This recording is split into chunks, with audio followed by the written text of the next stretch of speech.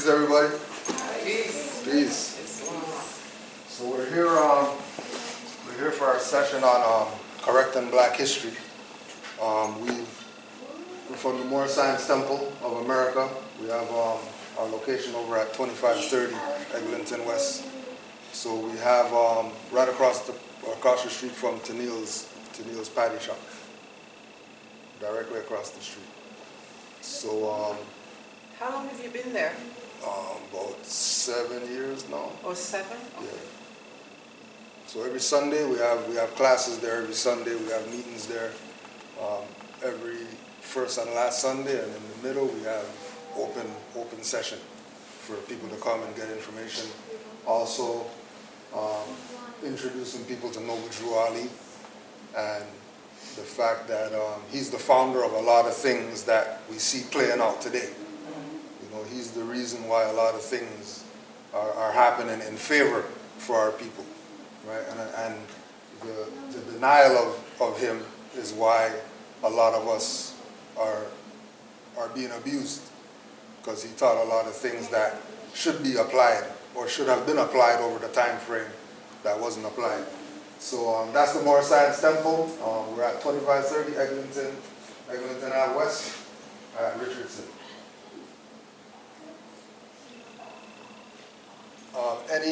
Is anyone in here in the realm of Black history and accepting that as their history? Everybody gave up on Black already, or are you still attached to it? You're attached to it? All right. So we asked the question, what is Black history and what does it mean to you, for the people who engage with the term or the terminology of being Black and Black history? What does it mean to you, and what is Black history? Good, man. To me, I become to feel like it's just another innovation, like the N-word. They used to call us the N-word, and it used to hurt our feelings. And then over time, you know, we took it and we gave it a whole new meaning. Yeah. I feel the same thing about Black. I feel it's something that a label that they gave us, and over time we accepted it, and then, you know, we turned it into something different. We call it Black Power and Black this. Yeah, Black supremacy, Black. Yes, Yeah. but we aren't actually a color, you know. Right. Sisters, any Yeah, thoughts? that's definitely what we've done as a people. You know, like before, if we only had the cow's foot and toes and things like that, we made the best of it that we could. But you know, if you know that you can do better, that you can eat better, you know that's not doing anything good for you, you gotta let it go. So Black history is basically the history since, what, the late 1600s, when we were called different misnomers like Indian, mulatto, Creole, which is a language, and things like that. But it doesn't really cover how long we've been on this realm and what we called ourselves in that time. Any other thoughts? Feel free. This is an open space for you to, you know, let it all out, because it might get emotional. It might get emotional, so don't worry. It's all right. And if you have no thoughts, it's all right. We'll keep going. And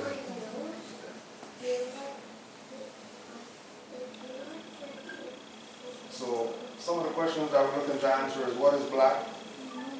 What are people of color? What is indigenous? What does color mean from a law perspective? And what does people of color mean from a law perspective? So these are all the different ways that they've identified us. So at this juncture right now, they have everybody lumped up together as BIPOC now. Black indigenous people of color is where they're going now as far as the identity of our people. Right?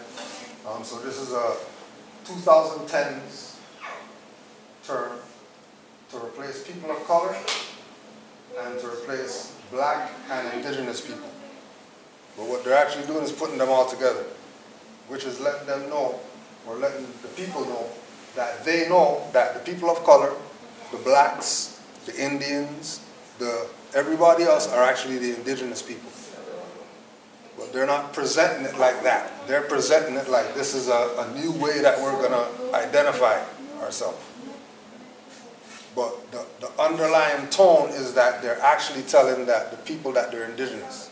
And instead of them claiming to be indigenous, they're going to claim BIPOC.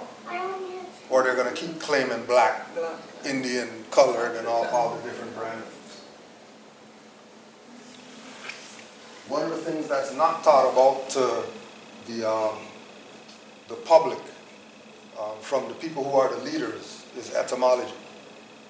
When we look at black from the etymological definition, it actually means pale. So when they say black power, black supremacy, Black History Month, black people, black, they're saying black, they mean people who look like us, but they could also be saying pale. So when they put all that energy, if we look at things from a spiritual perspective, if they're putting all this energy into black power, you think about the Panthers and the UNIA and Nation Islam and everybody in this black power, this energy that they generate. If they're not really the black people, where's all that energy going? When they generate this energy all the time, right? If they're going to have, the Million Man March, and it's for the black, it's for the black whatever, and then all the people go and they march, and there's this explosion of emotions and energy and things that our people enjoy and put all of our attention to, but none of it's going to us if we call it black. It's either dissipating into the air, or it's going to what the origin means. So every time we identify ourselves as black, we could be saying pale.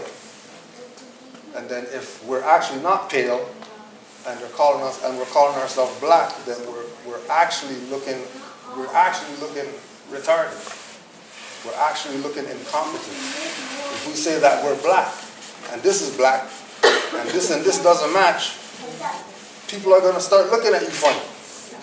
And it's not because they're racist and discrimination and they don't like you. It's because you're actually brown, but you're calling yourself black, which it doesn't even match in the mindset, right? So the individuals who embrace it from the perspective of, this is who we are, it's from a false perspective.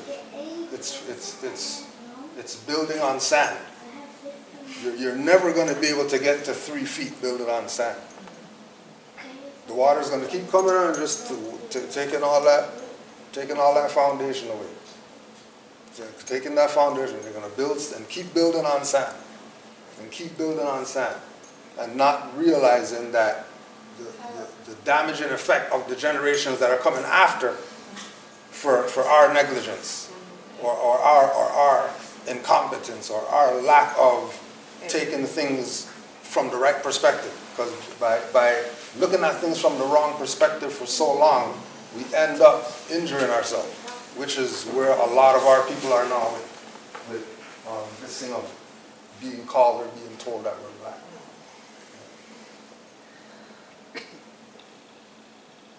You brought up Nation of Islam earlier, right?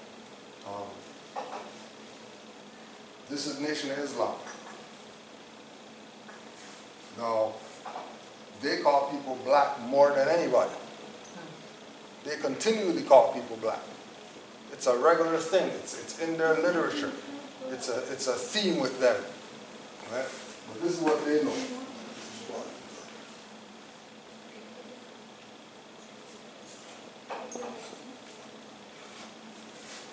Okay, when you hear black, someone is black, but the term black is the general term that we as black people use to discuss all of us as one people, but black is a color-coded term. It is a legal term which is put in the United States documents, all the law books, which references a dead individual, it references property, it references a system that can put you inside of a law where if you get pulled over by the police, when you're going through court systems and all these legal issues, you can be put into a modern form of slavery. Okay, there's a high science dealing with the term black, but the original term is Moor, Moorish,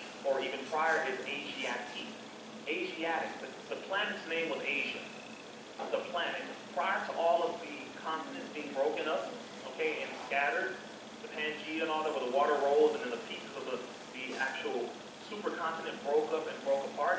The planet was called A. Could you hear that properly? Yeah. Yeah, right?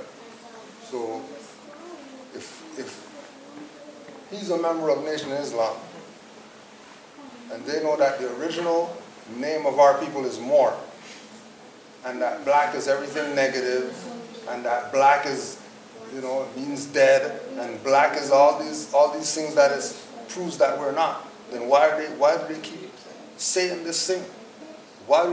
If they know that much, they should be teaching that to everybody else.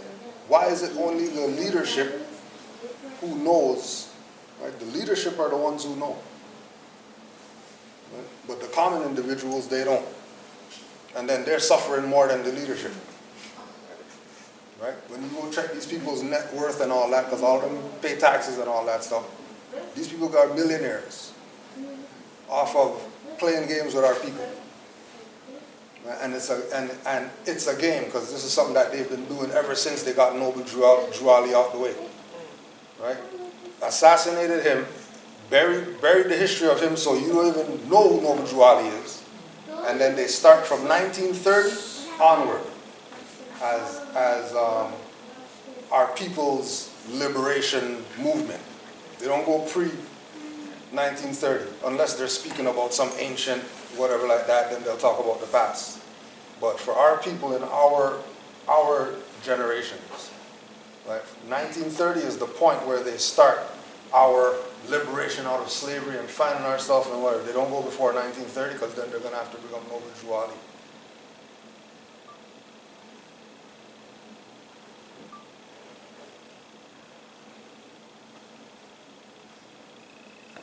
So we're talking about looking at things from the right perspective. So Mustafa Hefni is an Egyptian. When he traveled from Egypt to the US, he got classified as a white man. And he was mad. And he went to court and sued and all that stuff and lost. So it stuck that he's a white man. When you check in the law dictionary, going back again to the perspectives, white is actually a status, not people's skin complexion.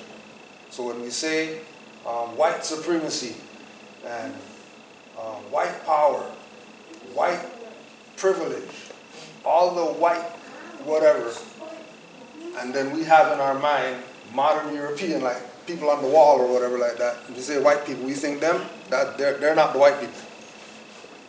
Because white and black aren't skin complexions. It's statuses in society.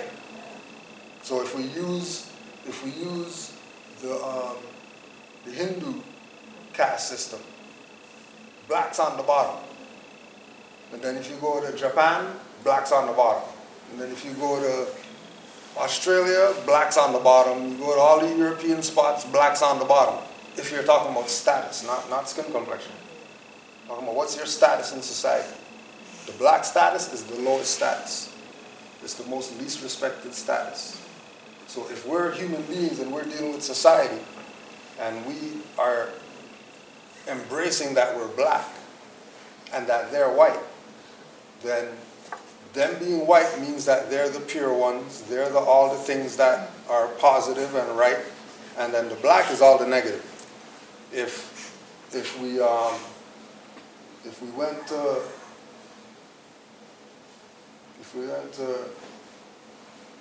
climb whatever mountain and came down with the black fingers, you're in trouble.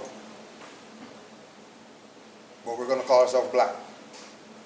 If we go out there and we see the storm drain, lift up the thing, put the glass in there, cheers for everybody. But we're going to say we're black. Right? When it's obvious that it leads to this negative thing.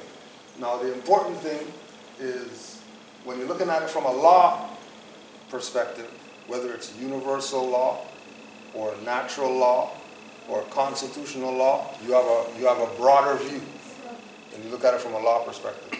So this is why we bring up the definition of free white person from the law dictionary, so you can see that it does not mean Caucasian race. And this is in the law dictionary, that every judge, every jury, every lawyer, every attorney, every stenographer, every whoever has a law dictionary. And white person, free white person, does not mean Caucasian race, Aryan race, Indo-European race, mixed Indo-European, Dravidian, Semitic, Mongolian people, Persian. None of them are free white people.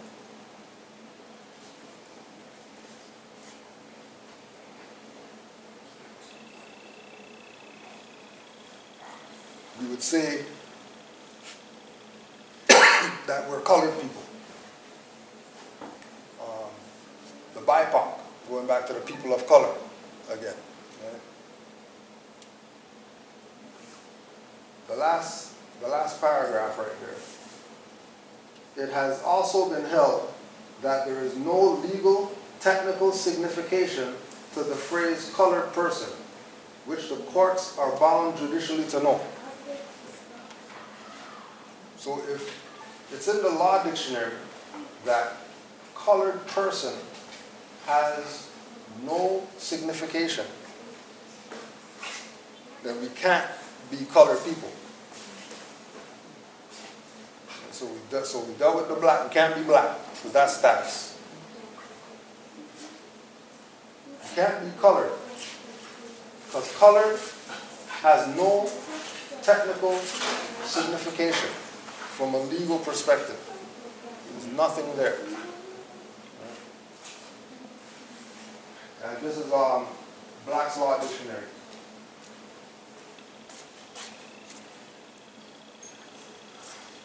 Now in the law dictionary, color is an appearance. An appearance, semblance, or simulacrum, as distinguished from that which is real.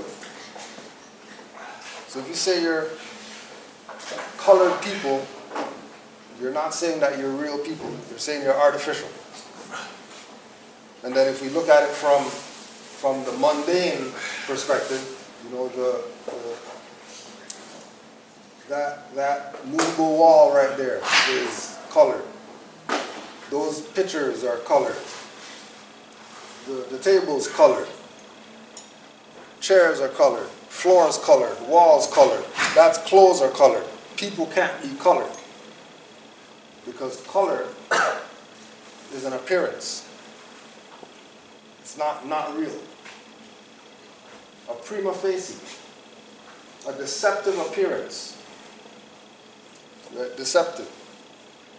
So if we're going around saying that we're black, colored people and all that stuff, and color means deceptive, why wouldn't that make sense? People grab their purse when they walk by you if you're deceptive?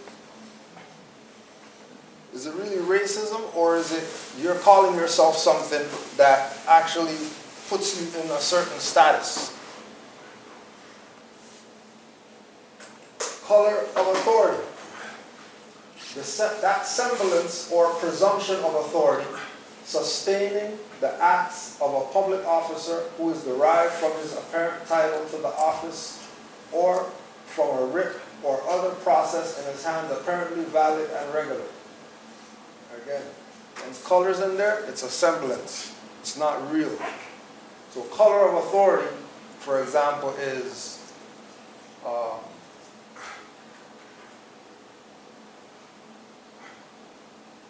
Metro Police versus the sheriff. The sheriff is the actual authority. Metro Police, they're supposed to be doing what the sheriff's doing. They're just supposed to be chilling at the back just waiting for whatever. If anybody has issues, they should be calling the sheriff. That should be the authority. Because when you go to the sheriff's office, it's a Metro Police guy in there. It's not an actual sheriff in there.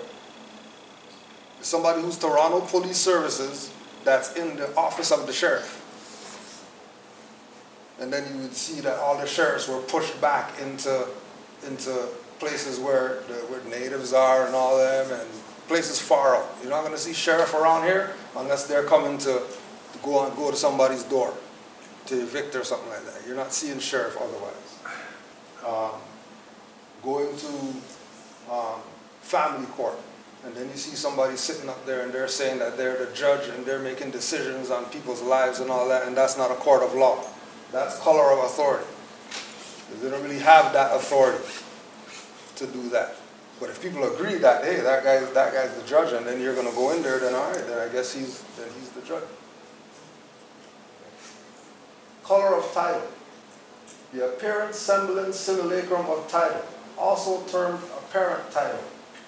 Any fact extraneous to the act or mere will of the claimant which has the appearance on its face of supporting his claim of a present title to land, but which for some defect in reality falls short of establishing.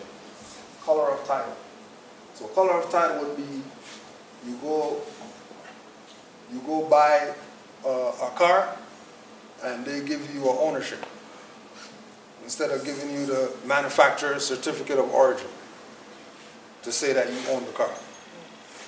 So color of title is when they have something that is a title and they use it as it has the authority that it really doesn't have. Color of office. An act unjustly done by the countenance of an office being grounded upon corruption, to which the office is a shadow and color.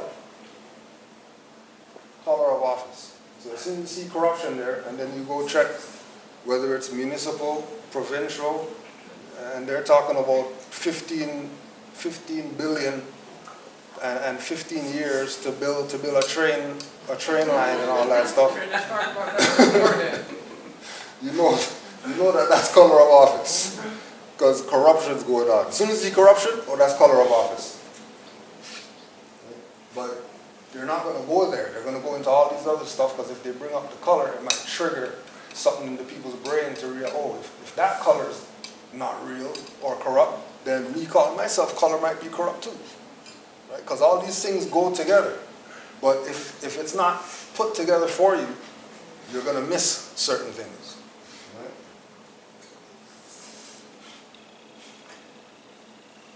If you ever heard of Dred Scott, this is the Dred Scott case, which went to the Supreme Court. This is 1857. They had for more than a century before been regarded as beings of an inferior order, and altogether unfit to associate with the white race, either in social or political relations, and so far inferior that they had no rights which the white man is bound to respect, and that the Negro might just and lawfully be reduced to slavery for his benefit. Now that's Supreme Court. So we're supposed to go with what the Supreme Court says. The Supreme Court is the supreme decision maker. So if they say something, then it must be something that we need to consider. So they were telling people, remember, white race, white man does not mean the Caucasian race. Because when we go back to those times of 1857, there were people called free. And they didn't even have any type of interaction with slavery whatsoever. And they were going and they were drinking from the white fountain, and they were going into the white establishment and getting food and getting treated with respect and all that. And they didn't look like a quote unquote modern European. But they were classified as free. Free is another term, word, whatever, for that white status. So once they say white status, or white people, or white man, don't get in your mind some modern European people, because you're wrong. White is a status. And according to the Supreme Court case, Negro, which is black, is a dead status. And this is the Supreme Court.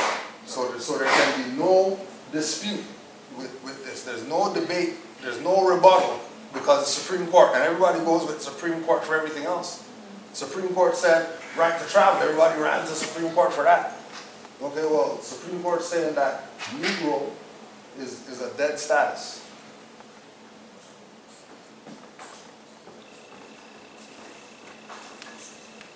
A 100 amazing facts about the Negro. Black and colored, on the other hand, have no historic meaning whatsoever for African people. Black from the Anglo-Saxons, Blake, has most horrible meanings. See any large dictionary. Colored is related to the Latin, celar, to conceal, to color up, to paint a thing, other than its true light. Thus, the tendency to decry Negro on the ground that it means slavery is sheer ignorance. And this is J.A. Rogers, 100 Amazing Facts About the Negro. Anybody whoever knows about J.A. Rogers and his book, Sex and Race and everything else.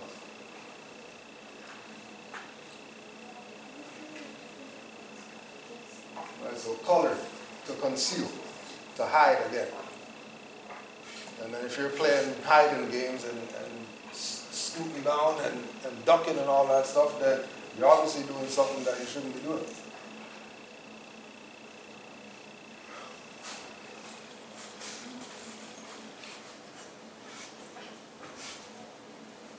Identity by studying their past. Well, first of all, let me go back to the earliest recorded presence of Black people in Nova Scotia, which is the Matthew DaCosta story. And we believe he came from West Africa. He was described as a Moor. And he came with the French expedition of Samuel de Champlain and Pierre de Gaultier. And that expedition, of course, to explore North America and establish the fur trading industry. However, we know that Matthew DaCosta was a linguist. He could speak the language. So obviously, he had probably been here before to learn the native culture and speak their language also. That interpretation process, he was employed as a key player to help facilitate liaison with the native and the French.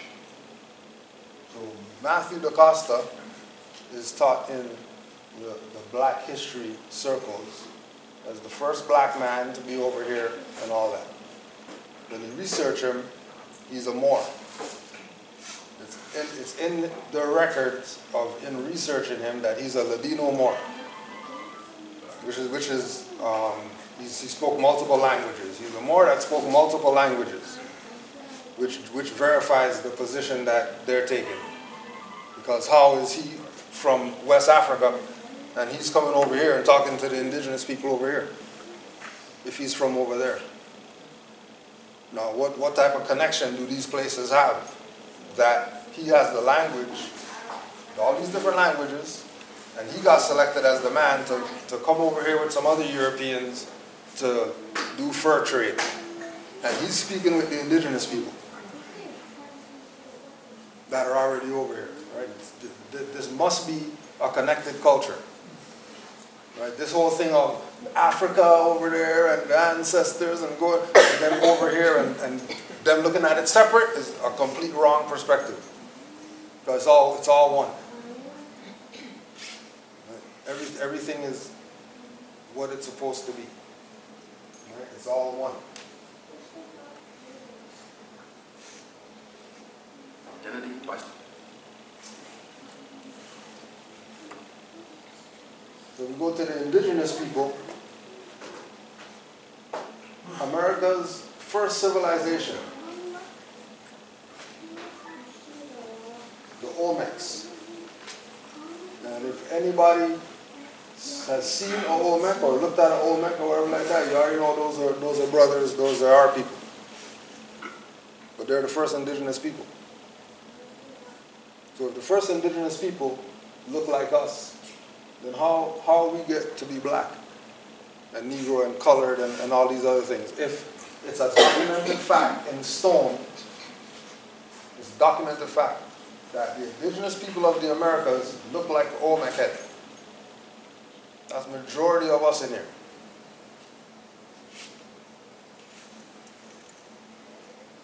And they even misnomer the Olmec, according to Dr. Phil Valentine. Yeah. Yeah, Yeah. so they change everything, every chance they get, you know, just to keep us, you know, kind of confused, I guess. Never seen that one with the red eyes. Yeah. I think that was from a show or something. Yeah, it looks like something. Yeah. I think that was like a show. A show.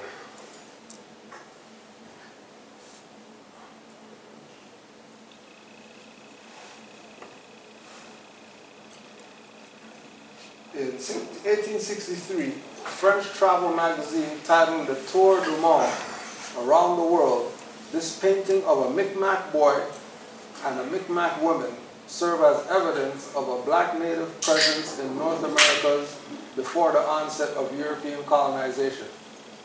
Now, we already read the thing with black. Black doesn't mean pale. Black means pale and all that. Black has nothing to do with our people. So we know that it's not a black native presence. Because we already heard Riza Islam tell us that the original name of our people is Moor, or Moorish. So since we're Moorish, this is a Moorish native presence. And then you could look at that brother up there.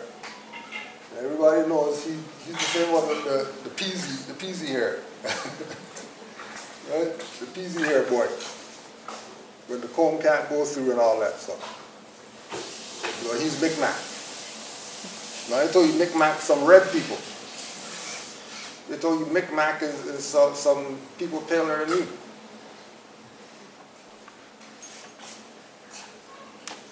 Everybody knows who we are but ourselves.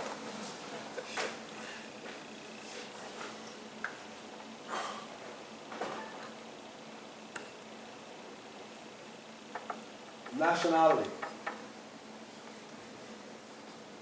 is something that our people avoid. And then when it's presented to them, they don't know what it is. So on the left, this is the Congressional Globe, volume 14, page 86. The stupendous deserts between the Nueces and the Bravo rivers are the natural boundaries between the Anglo-Saxon and the Mauritanian races. There ends the valley of the West. There Mexico begins. Thence, beyond the Bravo, begin the Moorish peoples and their Indian associates, to whom Mexico properly belongs, who should not cross the vast desert if they could, as on our side we ought to stop there, because interminable conflicts must ensue either our going south or their coming north of the gigantic boundary.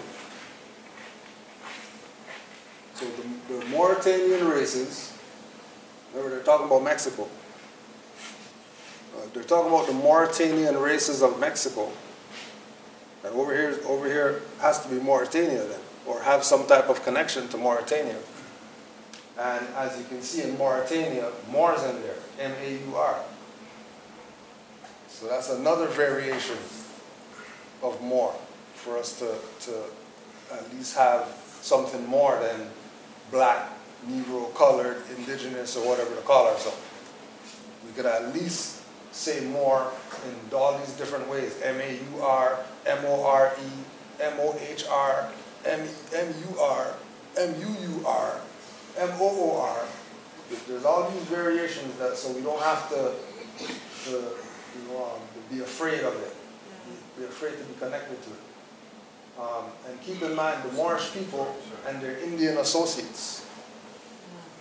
So the Indians are associates of the true indigenous people who are the Moors, the Olmecs, the highly melanated people. Anyone talking about Indians and Native Americans and tribes and all that have missed the connection of who the indigenous people are. When we look at American, the original meaning of American, going back again to etymology and origin of words.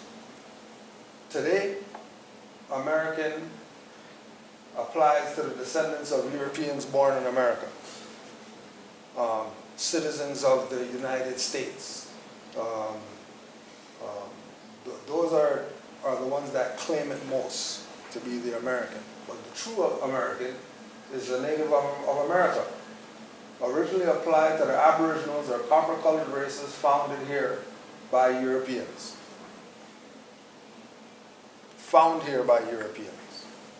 And there's only one copper people, and it's not some Europeans. So the true Americans really are us, and that even includes up here, because Canada's in North America.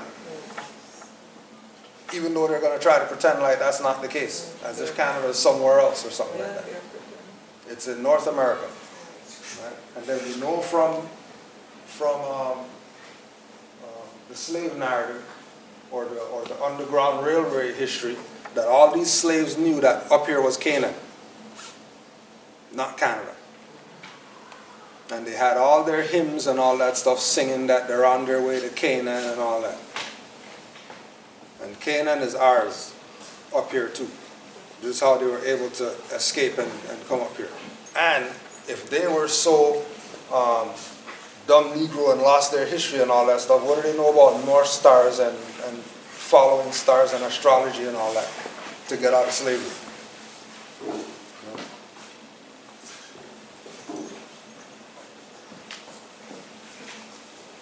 What is nationality? Who are national?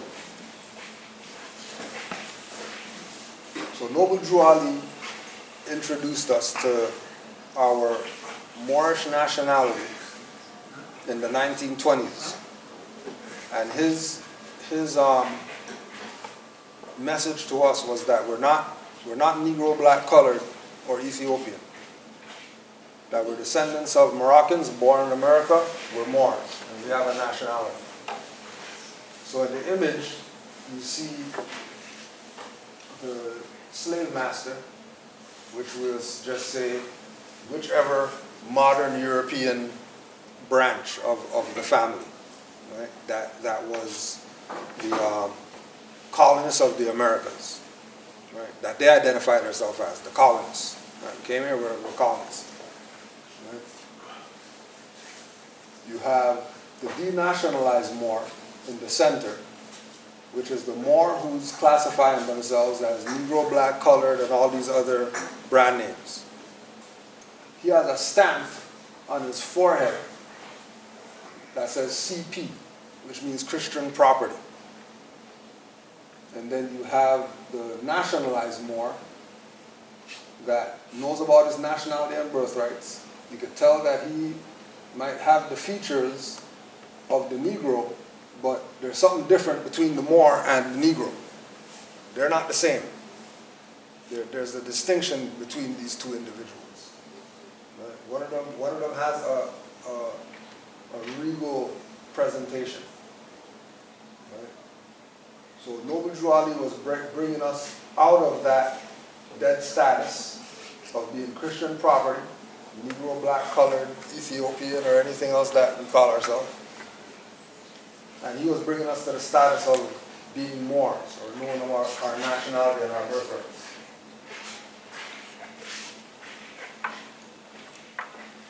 There's literature by Noble Drew Ali that's called the 101 Questions.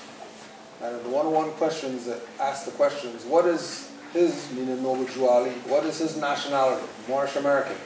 What is your nationality? Moorish American. Why are we Moorish Americans? Because we are descendants of Moroccans and born in America. The definition of nationality: that quality or character which arises from the fact of a person's belonging to a nation or state. Nationality determines the political status of the individual, especially with reference to allegiance, while domicile determines his civil status. Nationality arises either by birth or by naturalization. So when he said that we were Moorish Americans because we were born, we were descendants of Moroccans born in America, it's qualifying the nationality, being Moorish American. as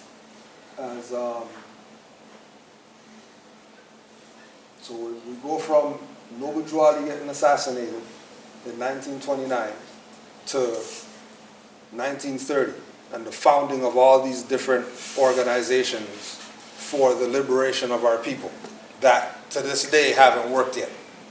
Right? Mind you, from getting Noble Drew Ali out the way was because of him cracking the code and actually bringing what was going to free our people for real, which was our nationality. The Negro can't be a nationality. The black can't be a nationality. Because none of those, there's no nation or state called those. There's no color. There's no India. Because if you talk to India, they're going to tell you, no, this is Hindustan. You know, India, that's British. Right? BIPOC, there's no BIPOC land. Right? There's no state or nation called that. Right?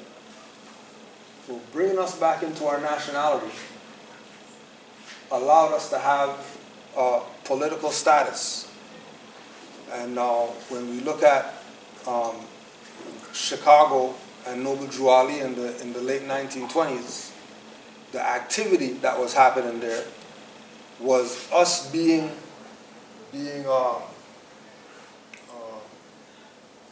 constitutional in our activities. We weren't just, doing nothing. We had businesses, right? We had towns. We had different things that we were doing to bring ourselves up from out of slavery.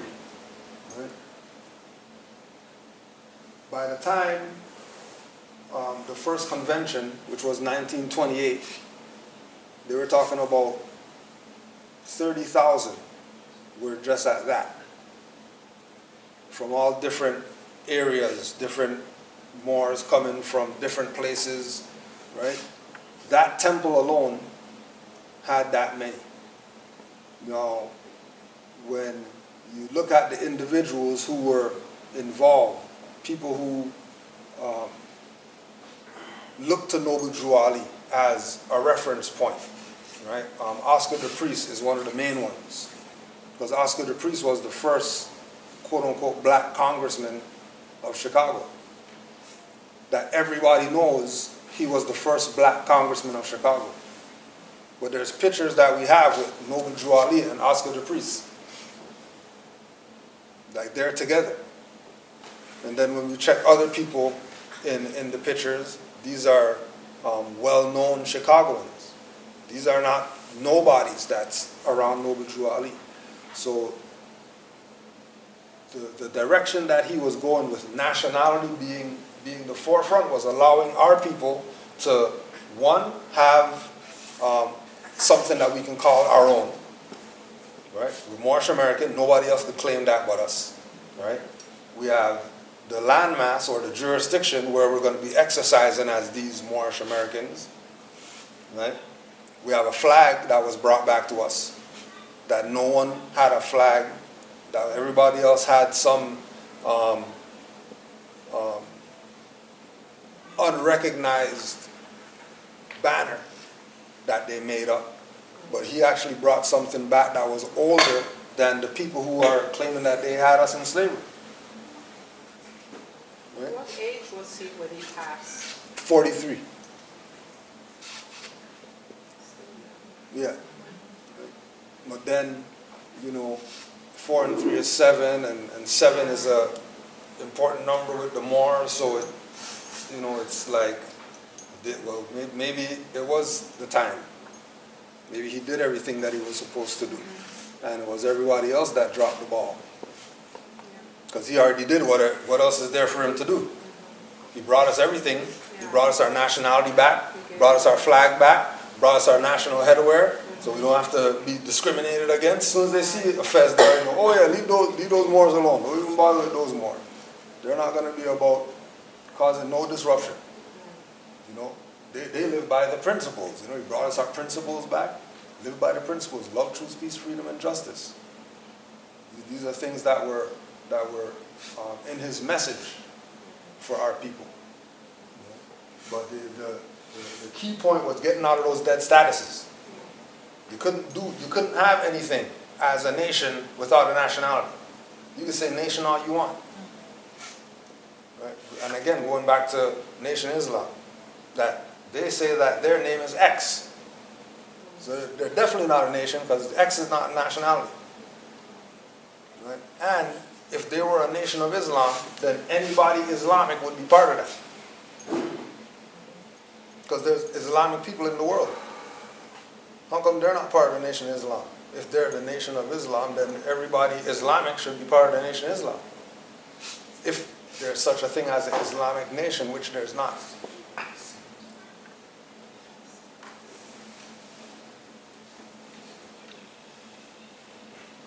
J.A. Rogers again, sex and race. The present Sultan of Morocco, from left by Ivanov, and Gulawi Pasha, Morocco's richest and most powerful figure. Below, band of the Sultan at Rabat. None of these is classed as Negro. They are all called Moors. They are all called Moors. None of them are classed as Negro.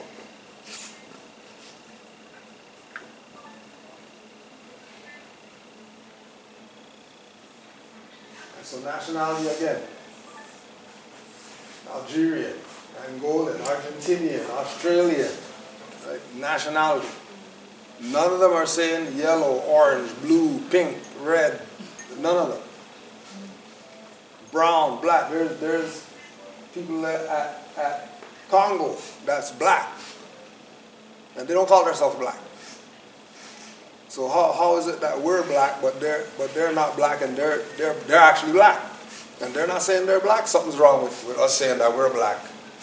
If black some blue, black people, black blue, brown people, black red, they ain't black.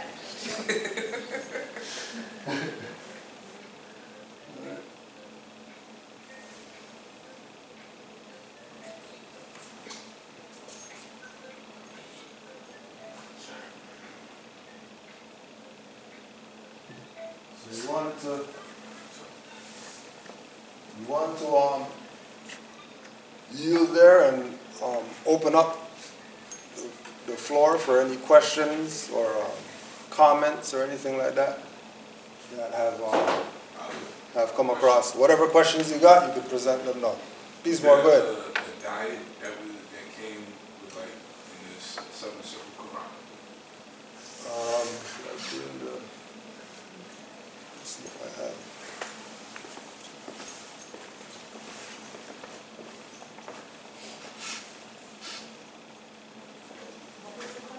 Was there a diet? A diet.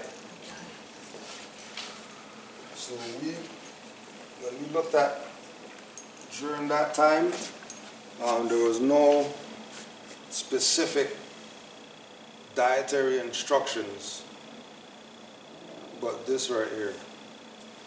This was by Edward Mealy L., the Supreme Grand Sheikh, drew in Noble Drew Ali's time.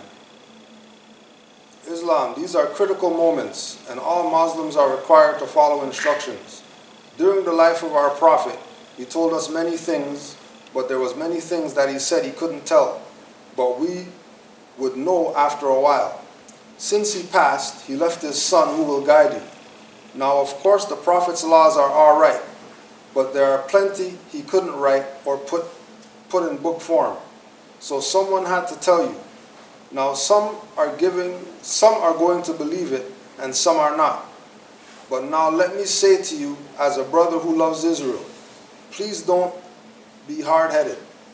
In the adab last night, we were told not to eat meat, but to eat anything in the fish line with scales on it. That leaves out cat and eel. Eat fish and vegetables, etc., but no meat of any kind or any strong drinks until further notice.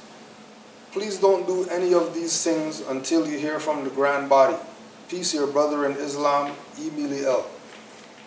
So that's the closest thing that we got to instructions, let's say, for our dietary. But, you know, if you don't eat fish, that doesn't mean you're violating the prophet or something like that, right? Because he didn't say, he said we could eat fish, and I don't want to eat fish, so you're dirty, you know.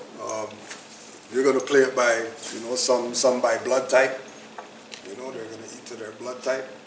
Some are going to eat to their upbringing. You know, some are going to do research and figure themselves out. You know what I mean? Study self. But you know, in studying self, if you care about the body, you know, you would make sure that you put stuff that's good in it. You know, just because, why? You know, you got one, you might as well take care of it the best that you can. You know, even with having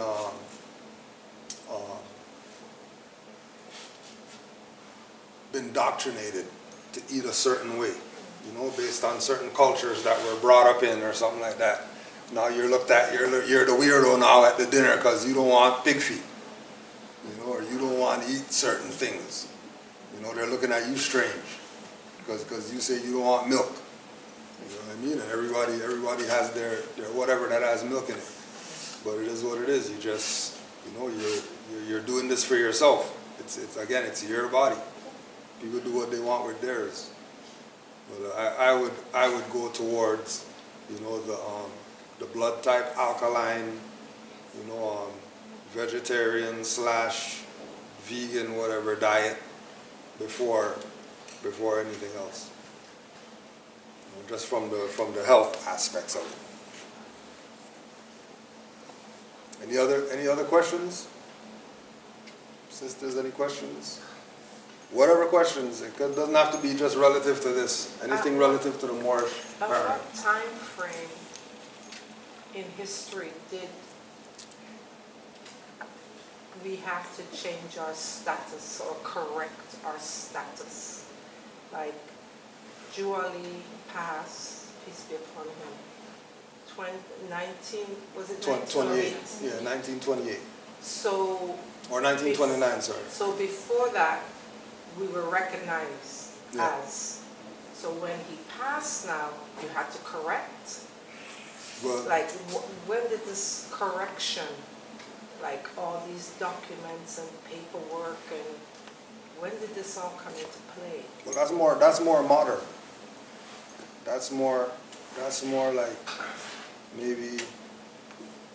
So in the 1800s, in the 1800s, we're recognized as Moorish. Yeah, because there was only And there's no you're either correction. Moorish. Yeah. Well, There's no. here's what I think you might be looking for. When were we changed from Moor to these different titles? When we started, what?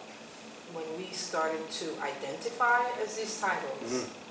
So then they put it in the books. No, it Because- wasn't a self-identification. So who, okay, we are Yeah, called the that. colonists We calling ourselves called us that, and then we embraced it as that's who we are. So different things like the census, when you see them starting to Yes. pop up and Yeah. starting to classify people, Right. starting to make laws too, and things like that. That was them instituting the change from our free national names Into to the brand these name. legal names. Yes. Yeah. And then we adopted those names as our identity because the census said we're Indian. The vital statistics record said we're Negro. The whatever said we're So black. we're looking at We're- around in the early. yeah, 19 because that was 16 something the 60s. for the late 1600s for the Indian term. yeah 17 something for the Negro and all that. The Okay. black. Okay, just curious, For example. Oh, sorry. Go ahead. Bob. People that identify. Oh, what? Sorry. Make your comment already. Deciding on like Jesse Jackson, for instance, right? He just passed away. Yeah. But he's the one that was he was the what do you call it, architect of the forming of the African American term. Mhm. Yeah.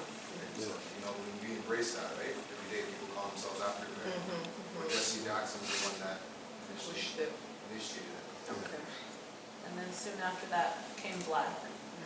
And we kind of back and Teeter forth totter between African between- American, black, Afro, whatever else anyone wants to Yeah. add on to that. It's definitely a congruent thing. It wasn't like there was a date or a specific time. It was, It was this, eventual. definitely individual, because when I look back at our records back in New Brunswick, like even from year to year, one year I would see a classification of color, the next year I might see a classification of black.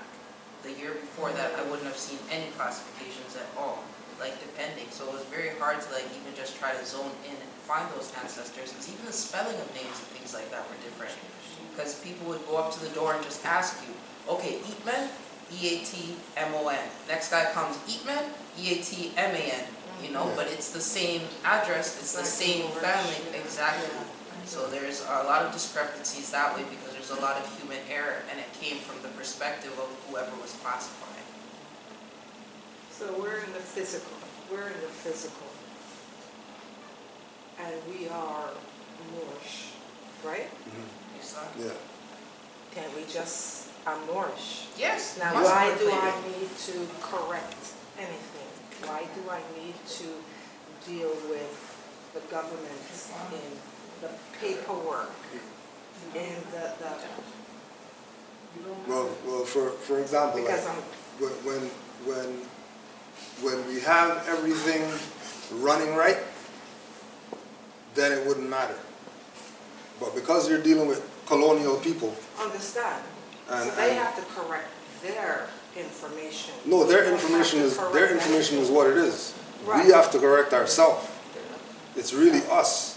It's not like they don't know who we are. I know, but that's where I get, it's foggy for me. I think Okay, that's what you're saying. let me put it like this. Noble Drew Ali made a statement. He said, all old business, leave it as it is, and all new business, do it in your free national name. Okay, So because we're under colonization, right. there's certain protocol that's expected from society, right? Individuals to society, right? If the society that you belong to is not your own, it's probably colonization. So you're going to want to learn how to live in that realm, because you're not just going to tell the colonists, here's my whatever, and they're going to say, oh, that's your whatever, oh, okay, fine, and then it's not going to be like that, because there's 5 million other people that they're going to go to that they're going to say they're black, with no question, with no standoff, there's no, right? So the notice or the paperwork is really for you to know yourself. It's really a study tool for yourself. Because what being under the brand names for, okay, so I came into this information about us being Moors at 33, right? So 0 to 33, I was brainwashed. So from 33, now that I have this information at 33, I have to detox 33 years before I could actually start being a Moor for real. Because I have to get all that stuff out that was put in me, whether it was from school, from the environment, from whatever. You're not just going to find out about this info and then say you're a Moor and then expect it to work perfectly. It's not going to work because we have so much different blockages with all the different stuff that we were trained and taught and engineered with, and right? So it's really about us figuring out ourselves. And in doing that, the correction is gonna exercise the demons.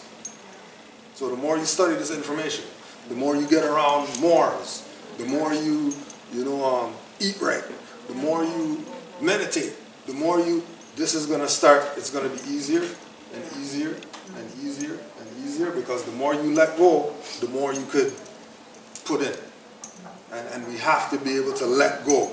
That's the key to to really where you're going. That the paperwork is it's something informal. It's not a formality that you have to give this paper to these people because they're calling us. Who are they? You don't got to tell them nothing. You know what I mean? You got to know who you are, right? Because that's their system. They can do whatever they want with their system. We should be looking at where's our system. Where's our place that we're going to put our paperwork in? That's Moorish. Forget telling them people, right? But this is why there's a temple, and you know there's what Nobujuali established for us to be able to figure this stuff out. Nick had his hand up. Oh yeah, sorry, I forgot about you. Right. Well, I'm just going to add on a little to what Dred was saying. And getting back to the question, how do we correct? It's one of the things that we learned from day one, our prophet told us to study, right? And it's really, really important that we study because we could come and listen to him and take everything he says at face value and think we know something. But that's not what we should be doing. We should be reading and studying to make sure that what he's telling us is accurate and correct and true. So once we do our studying, and we talked about the paperwork earlier, the paperwork is a study guide to help us understand why we're doing what we're doing, why the prophet told us to declare your nationality, right? The reason we do that is because it makes a huge difference. Because this is what he called a divine and national movement. So by declaring your nationality, it is a very divine thing that you're doing. You're reclaiming your birthright. But the thing that I wanted to really stress here is that there are, I'm going to throw a number out there, a lot of charlatans out there. They're telling you, I'm going to help you correct your status. I'm going to help you do this. I'm going to here, pay me $3,000. Nationality is free. You know what I'm saying? So this is why it's important to study, because we're not going to ask this third party to fix something in our lives that we created ourselves. We have to figure out, okay, where did I go wrong and how can I correct it? And all the paperwork in the world is not going to help us unless we know who we are, right? So this is where the studying is so important. We have to study, and we have to do it all the time, right? Because these people don't sleep. You see how many times they called us this, they called us that. They told us we came over in a big old boat and blah, blah, blah, blah, blah. All because they don't want us to know this is our land. This is our birthright. We have every right to it. And this is, they want to keep us not knowing, and this is why Black History Month exists. So as long as they can keep us black and tell us we are supposed to go back to Africa and all that kind of stuff. And I'm not knocking Africa. Africa's beautiful. And it's part of who we are as well. But this is ours. You know, so anyway, that's my 2 cents. Love. Thanks. I want to add on what you're saying into what we're talking about, like identity and stuff like that. Like, I was born in the United States. I knew you were. From birth, it's like every 15, 20 years, they try to change our identity.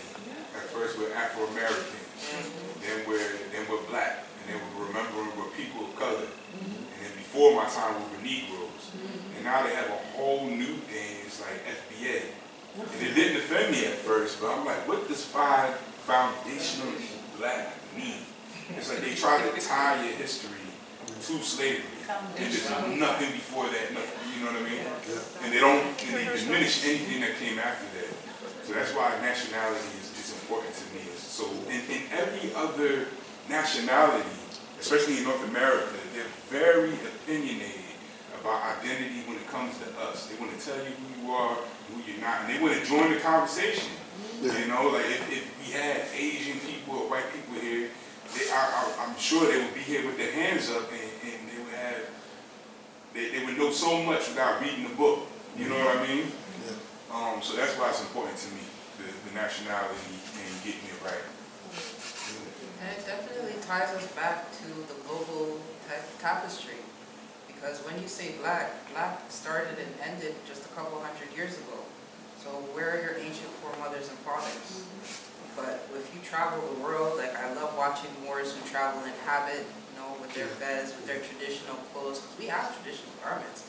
And in fact, if you look at any runway all around the world, a lot of them are taking from the very things that our ancestors used to wear. We are the mothers and fathers of civilization. We architected so much more than just buildings. So when I see these Moors travel, and they go places, different things unlock for them when they are in habit and when it is known that they are Moors. Because they can tie back and say, oh, did you know in Russia, Olga, this princess, she was dark-skinned too, she was a Moor, la la la. It brings us back to every single corner of the world when we are ourselves. When we go as black people not knowing, people don't know how to treat you. They think that you are the ignorant perception of what the media has sold of us worldwide. So that's what I feel like the importance is, tying us back to our global history and our ancestors.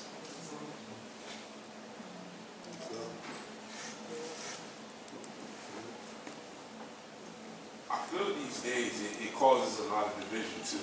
Like in the 90s, it was more so like black power and black consumption. Say it loud. Right. And now it's like you're not black enough or you're too black. Yeah. You know, depending on who you're talking to, you know? Yeah. So I feel it causes a lot of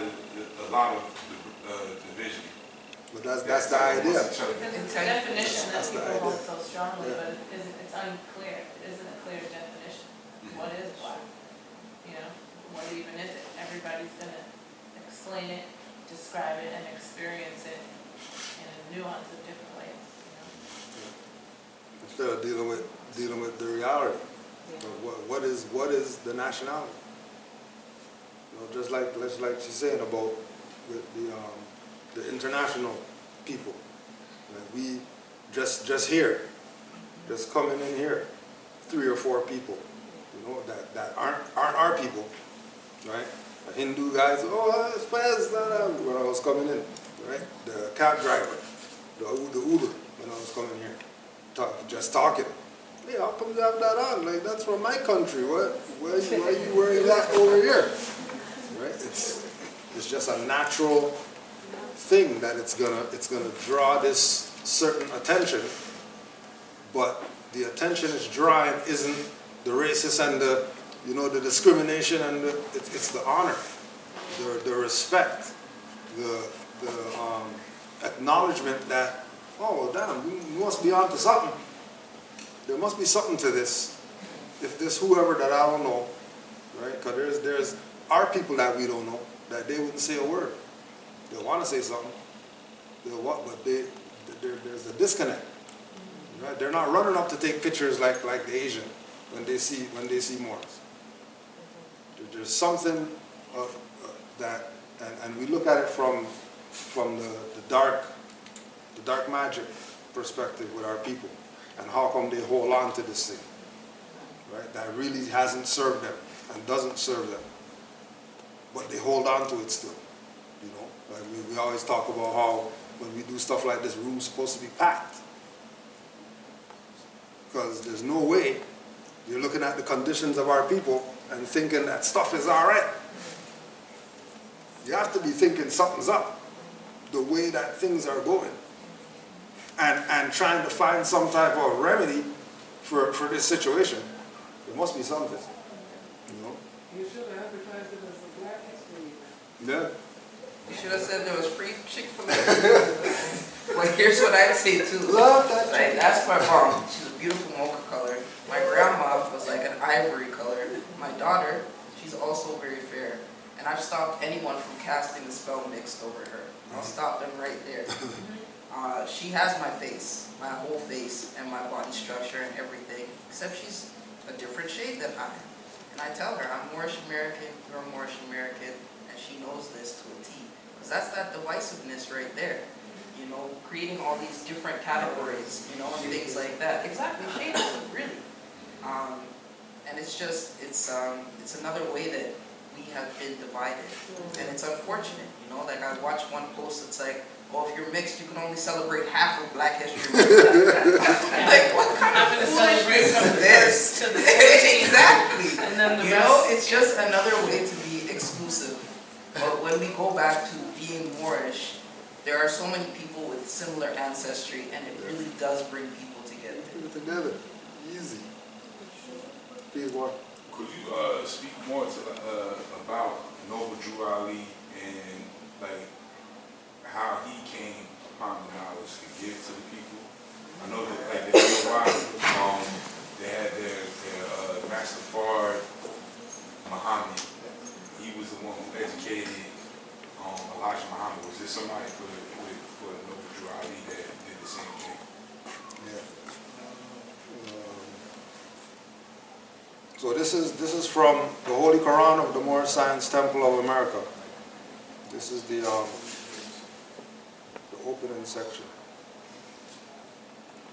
The genealogy of Jesus, with 18 years of the events, life and works and teachings in India, Europe, and Africa.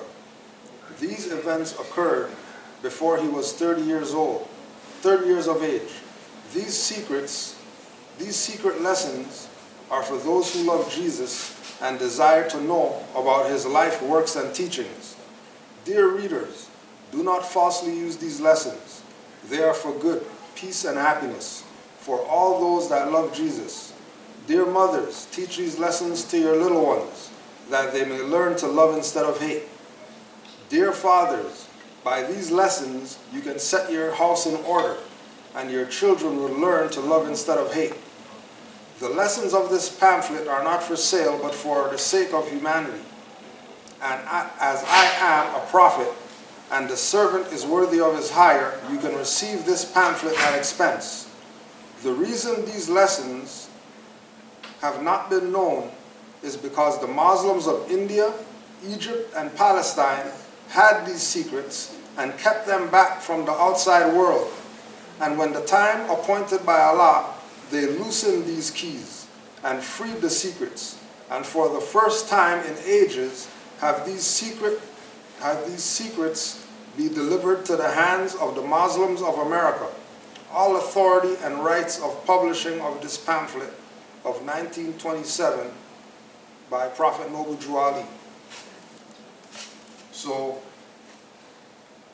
the reason that the information was kept away and the reason that it was put back into the hands of Noble Drew Ali is to get us back to a certain vibration, to get us back to a certain place, a certain frequency, right? During the time from 1900s to 1929, there was different mystical, metaphysical groups and all that were, you know, people from different places that were coming here. There's no documentation that Noble Drew Ali got it from some secret, whatever. But in the folklore, he went to Egypt, he went to the Great Pyramid, he got the information because he came out of the pyramid. This is what's in the lessons, right? That we're taught, because you know there's no, you can research everybody else and find info on them, and you're not finding info from Noble Drew Ali before a certain time frame. You can't even find any of his lectures. You can't find what his voice sounded like, and there are so many recordings of so many other influential people Of that time. You can't find any. So we really don't know where all this stuff came from, but there's no reference point for real. But in fact checking everything, you know what I mean? You know, like for example, they're gonna when they use the Aquarian Gospel, they would say Noble Drew Ali took from the Aquarian Gospel and Rosicrucian texts and all these different texts and whatever. Wherever we got it from, the info wasn't wrong. Everything checks out that he put. Everything he presented checks out. Like being in the age of information, where we got information at our fingertips, and we have all these different avenues that we can use to you know deep dive into study and all that stuff. there's nothing that Noble Drew Ali said that doesn't check out. So where he learned from, I'm sure there was many different individuals, scholars that had information.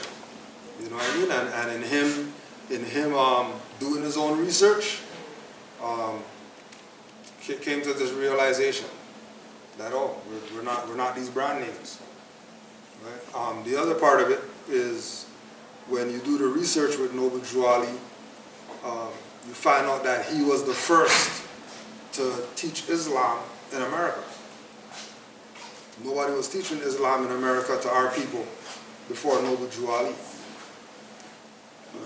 And again, going back to, there's no documentation, but you know, in our Quran, there was references of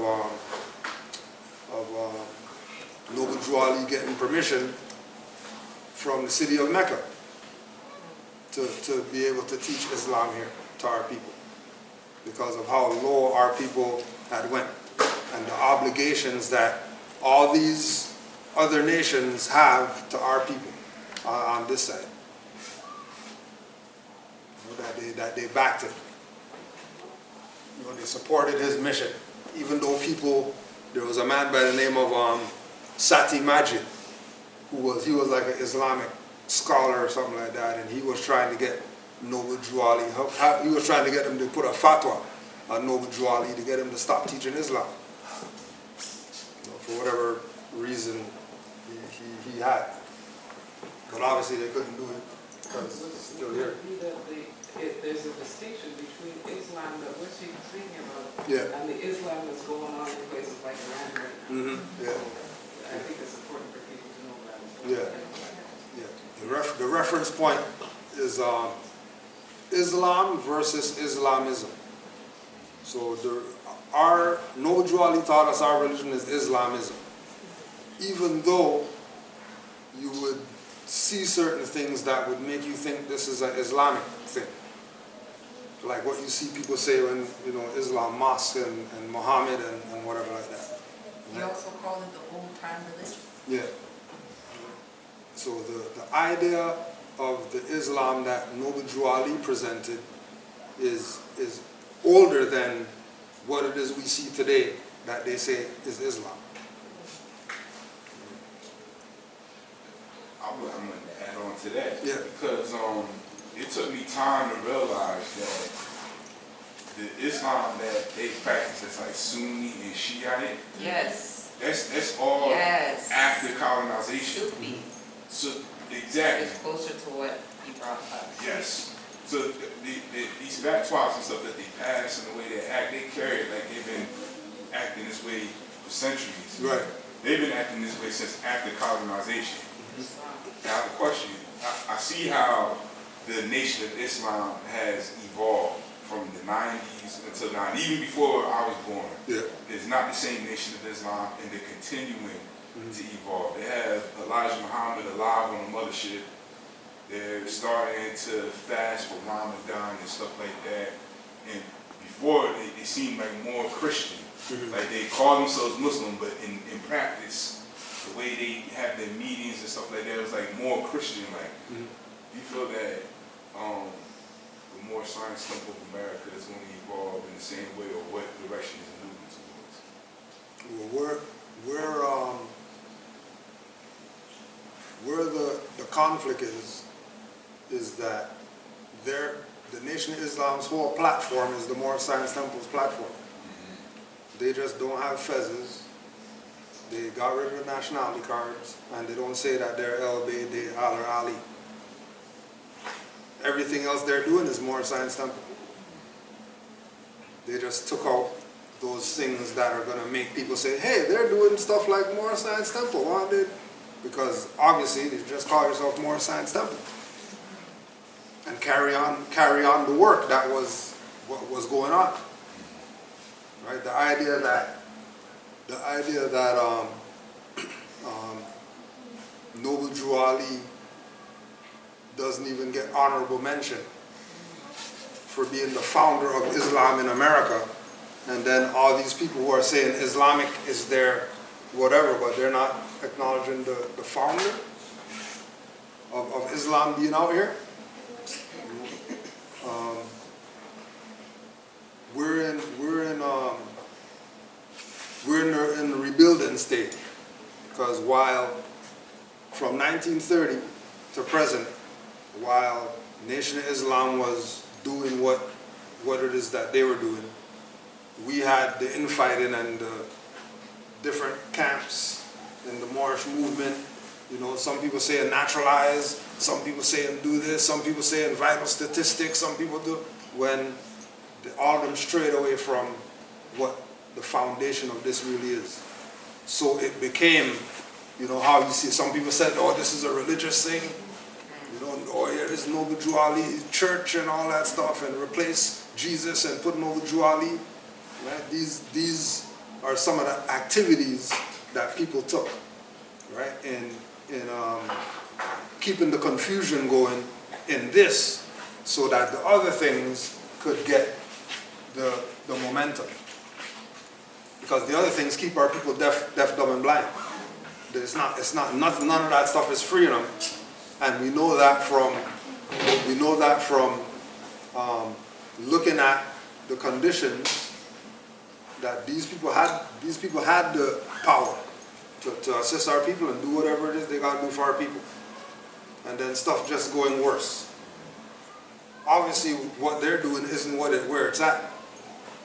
Because we should be able to, you know, like when they say, when they do the thing with, they always show this thing with the Hebrew Israelites and all the numbers marching or whatever.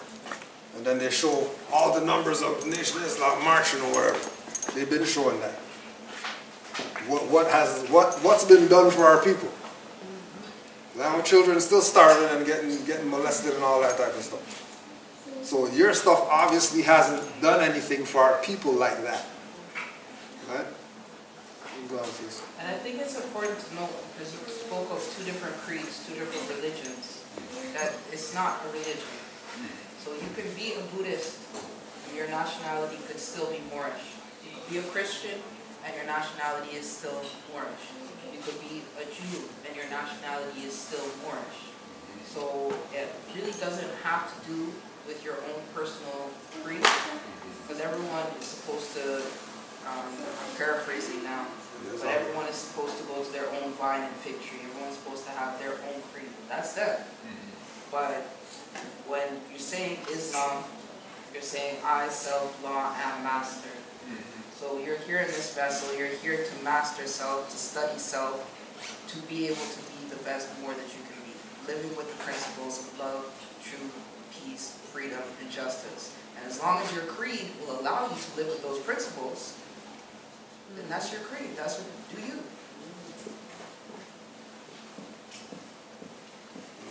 And then with regard to with the temple now, like we're saying, we're so 2008 is when we were established out here. So from 2008 to now, it's been about getting our people into this information, so they can know the truth about their nationality, birthrights, and then they could go out there and be better people, right? Teaching their heirs the right information so that the heirs aren't coming into with the dumb mindset that we did, you know.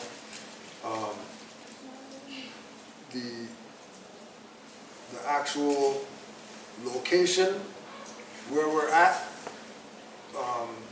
is like a refuge, like a safe haven.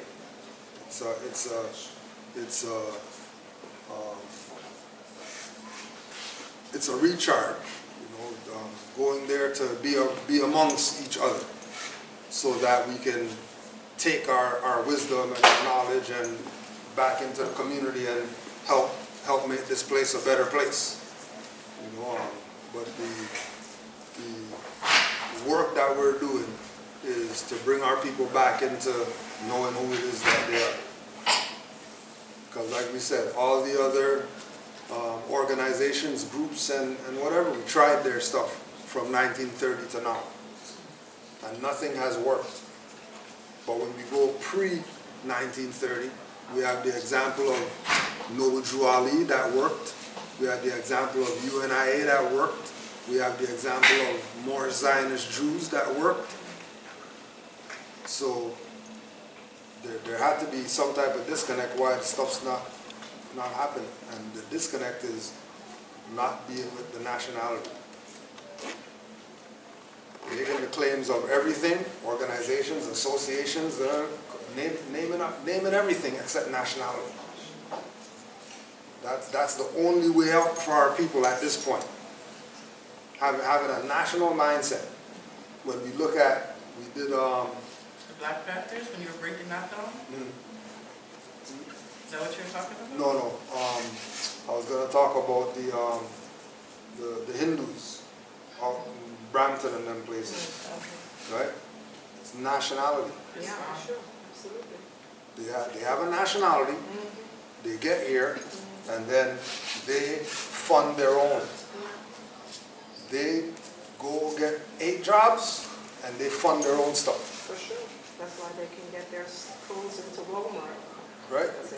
Because they have a nationality. That dollar They is have a circling national around that identity. community. It's not leaving. Right? And it's known. Right? The example used too is the Filipino chicken spot. Right? Nationality. Jollibee or whatever. Right? Nationality. They say, we're open on this day, and those people were around the building 5 times to get some chicken. Because of national standards. The same thing is happening with the Ukrainians who have Yep. come here in the Came last over here. 10 years. Yep. South Etobicoke is nearly every business now is being run or owned by someone of Ukrainian descent. And then our people don't realize that they're being the new N-word. Because they're getting rid of us. Because they can't milk the Negro black color anymore. It's a carcass. There's no more blood for them to suck from this carcass anymore. So we got to bring some other blood in here for us to feed. And our people are not realizing that it's happening in their face to them. Right? And again, because once you don't have the nationality shades, you're not seeing anything. So all this is to because we say that it only takes one. It only takes one individual with the right mindset for this thing to flip all the way around. Because everybody has their part that they have to play. You know, but the biggest thing that we realize is that it's the support that everybody has from this national mindset is their funds circulate amongst themselves 10, 15, 20 times. They're gonna take a 20 and give it to somebody who's their own people, and then that 20 is gonna go around them 20 times. From store to store to store. Just follow this 120. The pizza store got it, then the daycare got it, then the supermarket got it, then whatever got it, then all of it. Group economics. And then we got Kwanzaa and all that stuff, and they're not practicing none of that. Yeah, because of the group economics and all that. So they're going to say that that's what that's about. You know, that's what they're practicing. No, they're not. Because if they were, the 20 would have been going around our stuff. You know, right? The national, and look at whether you look at from the technology realm, right? Them running that, Asians and East Asian, South Asian, whatever, some Asian. Right? You look at the trucking. Every truck you look in, you see in it's them. Oh, every truck is them all of a sudden. Nobody else drive trucks around here? Just them? Every truck is them if you look in trucks. Start looking in trucks. Every truck is them. Farming too, like from between Brampton and Guelph and then north of there, a lot of the smaller family farms are all Hindustani. Every last one of them. And they have 30, 40 people living in one home, and they have trucks, 20 trucks parked on their property. And they're just doing what they're doing. Economics. Talk to the ones that just built the statue. There's some Hindus just built a statue in Brampton somewhere or something like that, Mississauga or something. And I was talking with a guy who's in that temple. And he said, yo, that's all our people.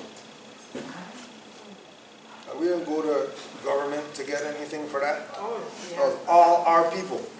And then he showed me he did a video from their temple. And places rammed. People sitting on chairs, people sitting on the floor, people standing, people up at the rammed. Nationality. Have national standards. And that trucking thing, there was a whole scamming thing that went on with that. They closed on a couple of DMVs. But just to show you, like, regardless, they're still helping each other out, right? Yeah.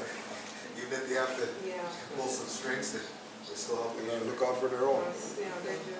You know, they get the word out.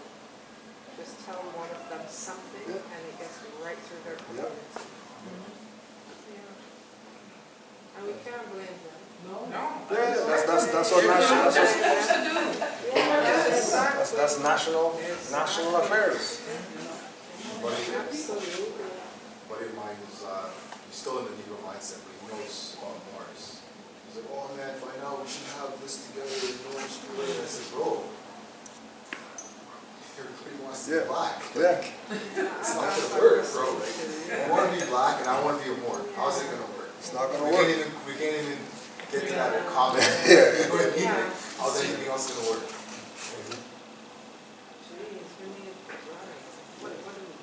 We just need to come together under a nationality. That's the key. And again, we have everybody else as an example. Look at even the fake Jews then, right? They have a fake nationality, and that's what they're doing. The LGBT, whoever, 200 times. yes. And then gets into a sock or a cushion or something. It's still not leaving. Yeah. That's not a real nationality, Drew. That's not a nationality. That's a fake nationality. Where's Jewland? But they were able to use that, and it worked. Why? Because they were talking nationality. They weren't playing association, group, and all that stuff. Just take mom's doily and just put that on and say that we're Jews. They got gifted that piece of land, and they connect that. That's right. Go to your temple. And then we have our own land here. And then we don't want this. We want to talk about we go across some Atlantic. These people can't even pay their rent.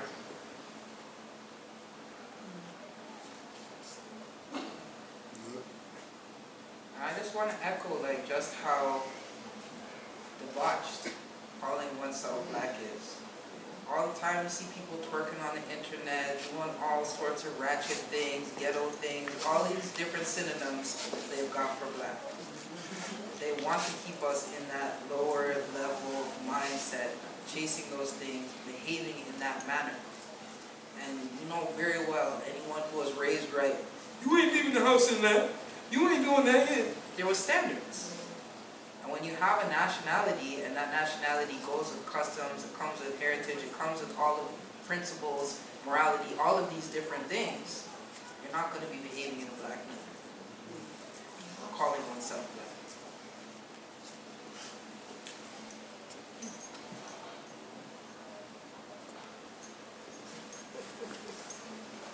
It is funny. It's a conundrum. Yeah. It's a true conundrum. And it's so deeply misunderstood by our people. Please go ahead.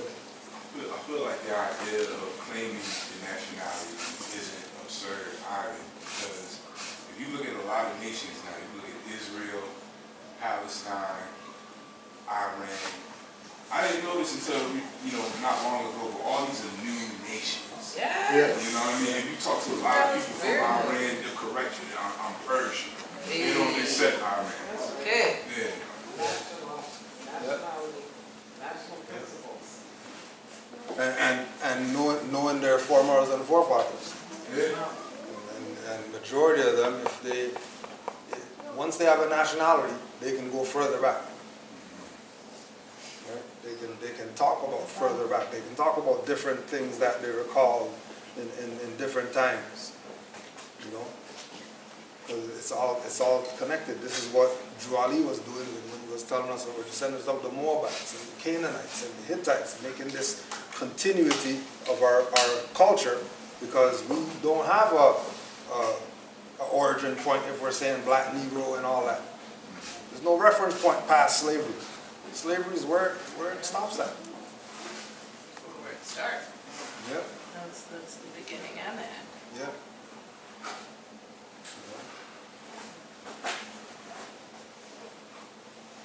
Any more questions having to do with anything whatsoever? Or comments?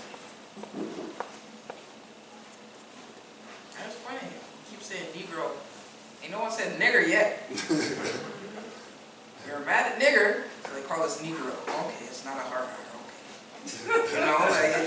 It keeps changing, you know what I'm saying? But in the end, you're just calling someone a nigger.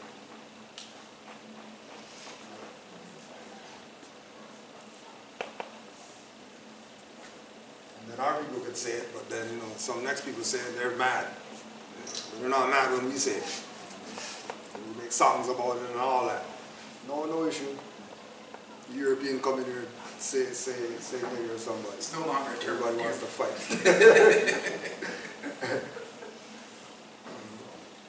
It's actually normal in Gen Z. Gen Z, though, it's normal for them, Yeah. European will be in the group of the Moors, the unconscious Moors. Yeah. They have the European that gets the pass. Yeah. They say Negro. Yeah. They say, hey, Negro. It's like, since when? Since when did that become a thing? Because in our times, I'm 35, but going in middle school and we kids. No passes. It doesn't matter if you're my best European buddy. There's no way. It doesn't matter if you're listening to DMX. You don't sing that. Yeah, you don't sing that part. Well, you're right though. It's like we're saying it, we don't even know the meaning of it, and we're getting upset with people calling us something that we're not even right. That's the thing.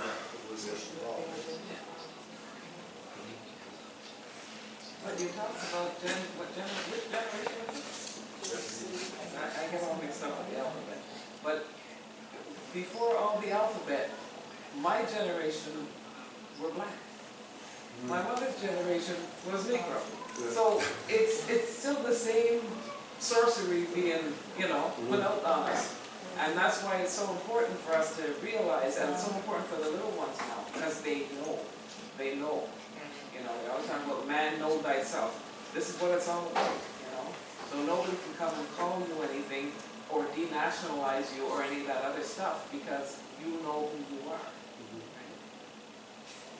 Do you find that this era that we're in, they call it whatever they call it, do you find that we're becoming more aware of, do you see a shift? Do you see a change?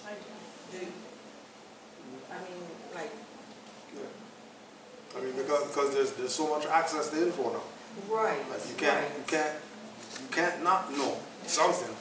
AI. You can't not know something. So you do see that there is that shift, that we are becoming more. It's not. I wouldn't even say that it's a shift like that. Like it's a reoccurring thing. You know what I mean? It probably happens in pockets. That you would have a high and a low. in the awakening happening. It's not like, it's constantly, people are constantly getting enlightened. Like there's times where it's high and then there's times where you're wondering what the hell is going on. Are these people awake or what's up? I like to use, I have a large family and I like to use my siblings and my cousins as reference because they're who I mostly interact with. And 10 years ago, if I had offered them some sort of book, they wouldn't have read it. My father has had a Quran next to his bed for 7 years. And I'm sure he hasn't opened it. My mother now 3 years, and I know she's begun to read hers. But my brothers 10 years ago wouldn't take a book reference. They still wouldn't now, but I get things from them now. So my brother will send me a video, look what I just saw. And then the content, I'm going, oh, okay, so you're tuned in enough to know that this is some degree of truth. So, you know what I mean? It's there and it's happening, but it's very slow moving. So they're slowly catching, trying to catch up. Well, Yes. not playing catch up. Yeah, play catch up. Yeah, Yeah, no, but catching up, asking you the questions because you were the one that was in the know Before. from before. So now they feel comfortable in coming to you. right. They're not sending that video to each other. Right. They're sending that video to me. And they're asking you questions. Exactly. And then it could also be from a place of validation. Yeah. Am I on the right track without asking, am I on the right track? Because, when So the that's ego why- gets in the way. So that's why I asked about, do you see that people are more having an open ear to hear what, like they say, seekers and non-seekers, they're having an open ear to what is being said now because of technology. Definitely, like the conversation, especially like on the internet, has changed a great deal. Yeah, I see. Unfortunately, people are clinging to things like Indian because they've seen how Indian has benefited people here. I would say that it's been a detriment as well, but there's a lot more people posting about that right now, or as the term you said before, the foundational Black Americans. So there's now paying homage to the fact that, okay, yeah, maybe you were here, but we're gonna throw some different stuff around. Before it was just, no, you came on a slave ship.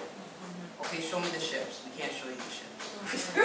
Okay, so how many of us were there? Okay, you're saying we were in the millions. Okay, well then, how did we all get here? Yeah, tell us how you did it. Exactly, Right? We right? don't have. How'd you do it with months of us staying on a ship? We curled up like this. We ain't got no food. We ain't got no water. How'd you get all of us? We are also defecating on That's right. each other. We're pooping on each other, peeing on each other. Exactly. But we all made it here in the millions. No one got sick. No one. Not a one of us. We were already here, so why That's do you right. go Game to on y'all us was over looking there out to for get us. us and bring us over here? It makes no sense economically. So people are definitely starting to ask a lot of the critical questions that are going to bring them to the knowledge. Yes, they are, because. And the knowledge is a lot more accessible now.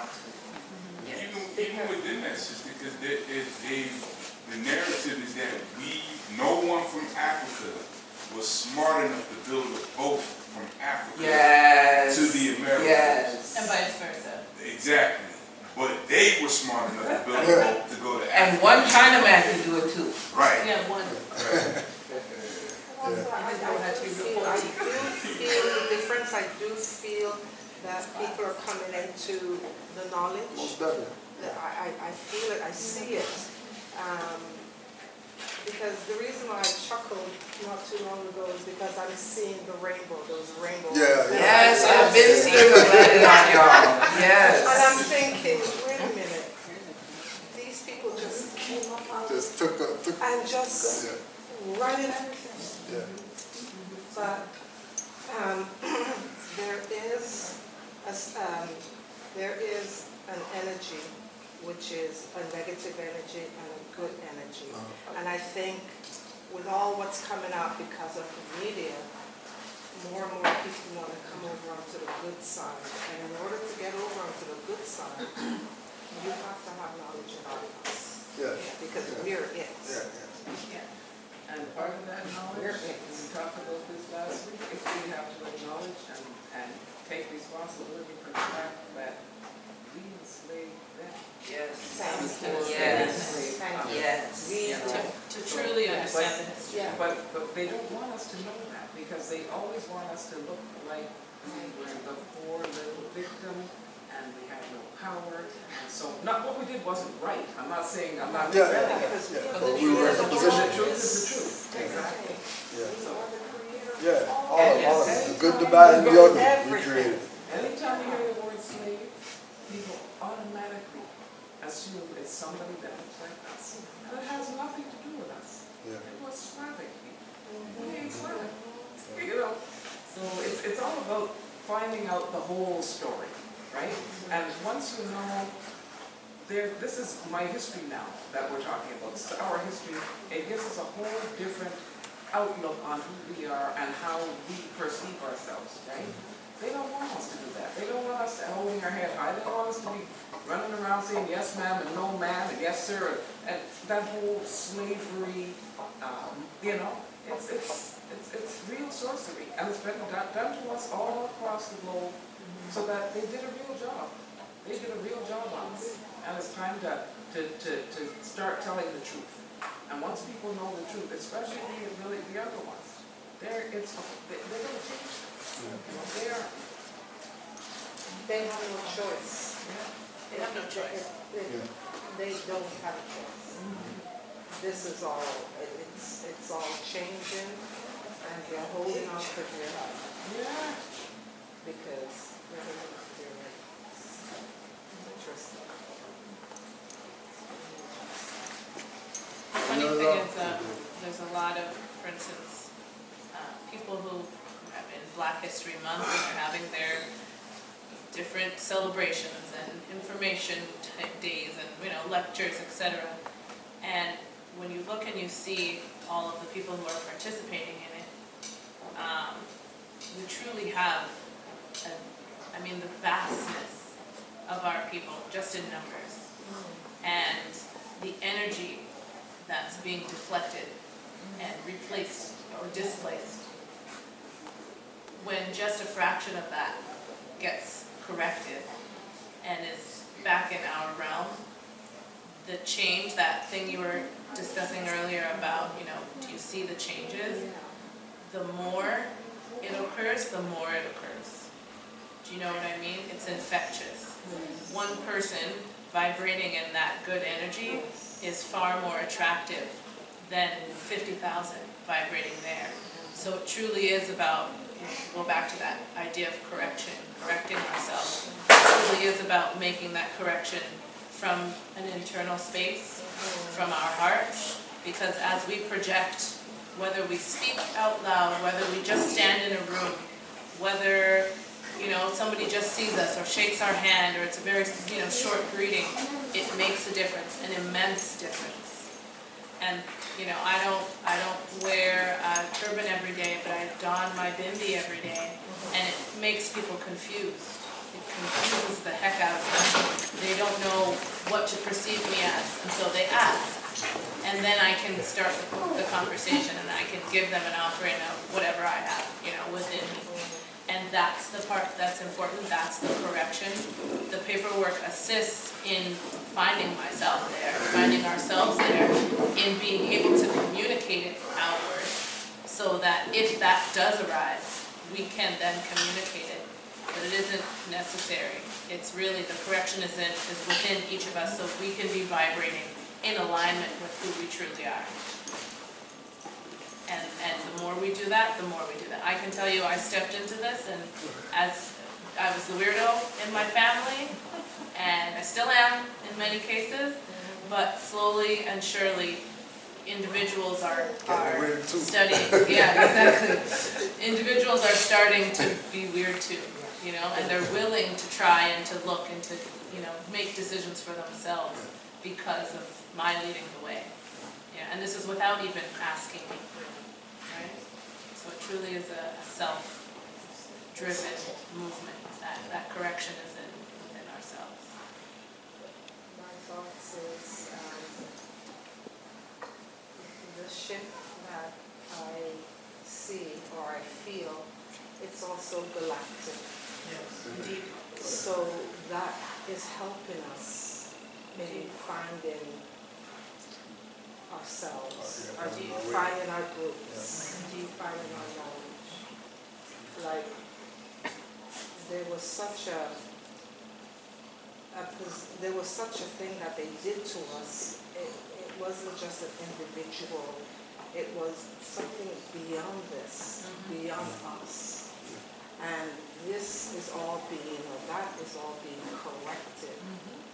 And because of that correction, with the calendar, like, you know, we're going back to the way that the calendar is supposed to be, the woman's cycle.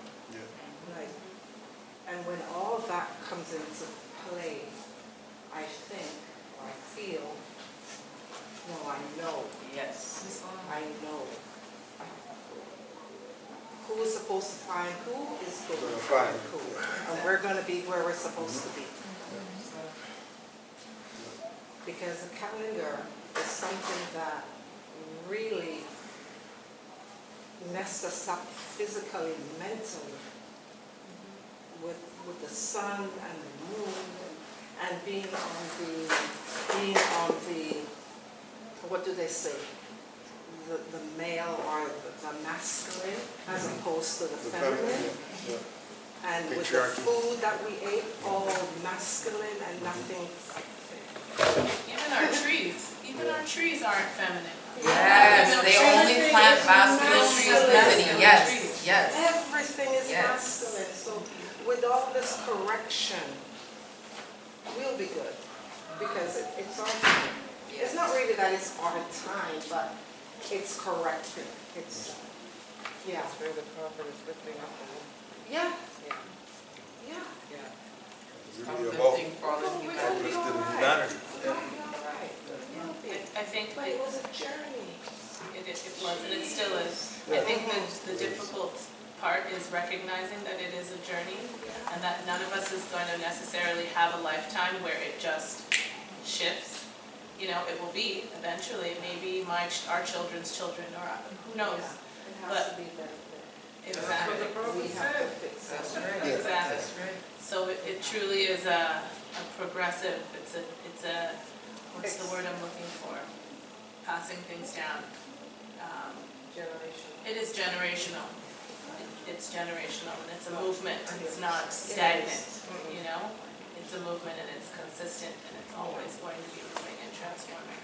Now, every other ethnicity or every other, they're going to be talking about us. It's us, because you can't move forward without having us there. Yes. We cannot. Yes. Because we are the beginning that's done all this, and we are the We're the end. ones at the end, yeah. You shall inherit the earth, you say, right? I like that you went from know to feel, so you went from think to Yeah. feel to To know. know, yes. And I will go further and say know with a G, meaning spiritually. Yes. You know, it isn't just to know, but it's to know, right? Please, bro, you had a question or comment? So the people who identify as Native American, Yes. some of those groups get certain benefits and stuff like that.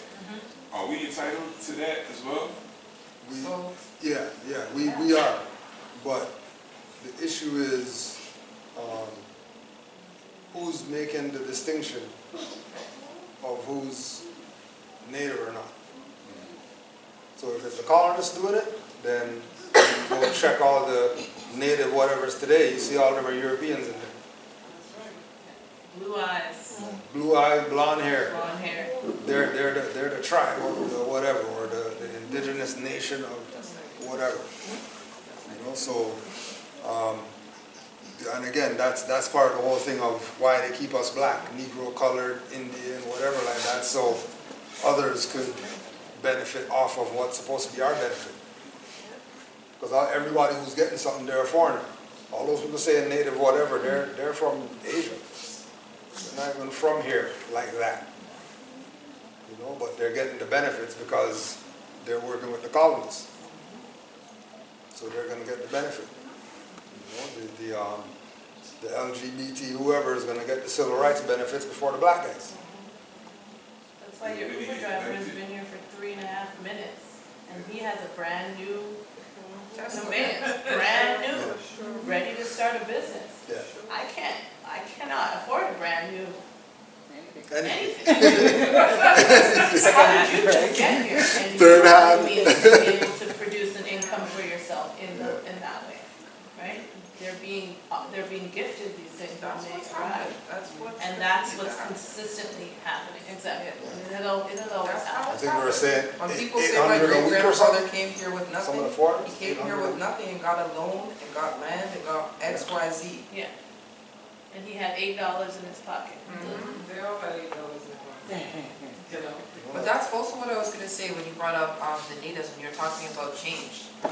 A lot of them are getting kicked out of their tribes, a lot of tribes are getting disbanded right now for Yeah. blood quantum and things like that. So yeah, there are a lot of changes. And then when you talked about benefits, I'd also say who made those contracts with the governances to receive these monies?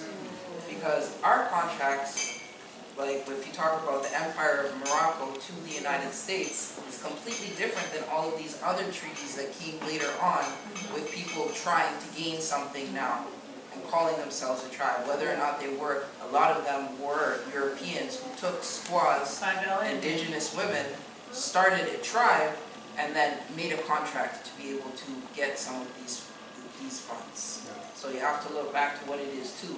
Because I wouldn't want to be in dishonor and receiving any kind of money from that, you know what I'm saying? So yes, structurally yes, but exactly, in practice, no, and it wouldn't even necessarily be to our benefit if we did. We'd be reclassifying ourselves into another misnomer. Because they're only gonna give it to the names that they recognize. They're not gonna give it to the ones who are the actual heirs. So with that, we're gonna get closed out. We got 15 minutes left before we gotta vacate the premises. You know, all these people are with their permits and stuff. Thanks to everybody for being here. It was a great build. We'll see how it goes. You know, these things don't happen often. It was really because of the whole Black History Month, and we usually travel to Ottawa to do something. So we just said we'll do something here for this month. And but most of the time we're at the temple. So if you want to frequent with us, you can also check the table. There's some flyers there. And we have some books. We have some $20 books and $30 books up there. Any closing remarks? Will you take a picture to commemorate this? Oh yeah, definitely. Definitely. Just to keep it clear, I have my phone here, I'm not recording. We have 11 plus. We have our Canaanland Heritage School, which they have their class on and running right now, so we promised that we would share some of the meaningful class, so the students are online following. Islam Moors. Islam Moors. Moors don't give it away, yo, Moors don't give it away. Every time that I accelerate the copy, I'm the master tape. Our mothers and the fathers great, give me the